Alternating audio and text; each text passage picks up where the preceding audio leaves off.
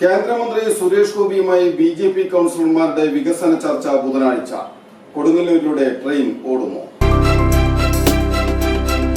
എല്ലാത്തരം എസികൾക്കും വിലക്കുറവിന്റെ മഹാത്ഭുതം തീർത്ത് power plus home appliances Kavilkadavu Kodungallur. BJP south ജില്ലാ പ്രസിഡന്റ് AR ശ്രീകുമാറിന്റെ നേതൃത്വത്തിൽ നഗരസഭാ കൗൺസിലർമാരാണ് സുരേഷ് ഗോപിയുമായി ചർച്ച നടത്തുക. ബുധനാഴ്ച രാവിലെ 9 മണിക്ക് സീഷോർ റെസിഡൻസിലാണ് ചർച്ച.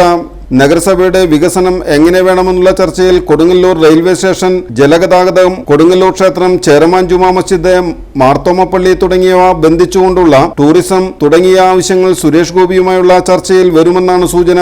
ഇടപ്പള്ളി മുതൽ ഗുരുവായൂർ വരെ റെയിൽ വരികയാണെങ്കിൽ തീരദേശത്തിന്റെ മുഖച്ഛായ തന്നെ മാറും. അങ്ങനെ വന്നാൽ ഏറ്റവും കൂടുതൽ പ്രയോജനം ലഭിക്കുന്നതും കൊടുങ്ങല്ലൂരിലെ ജനങ്ങൾക്കായിരിക്കും.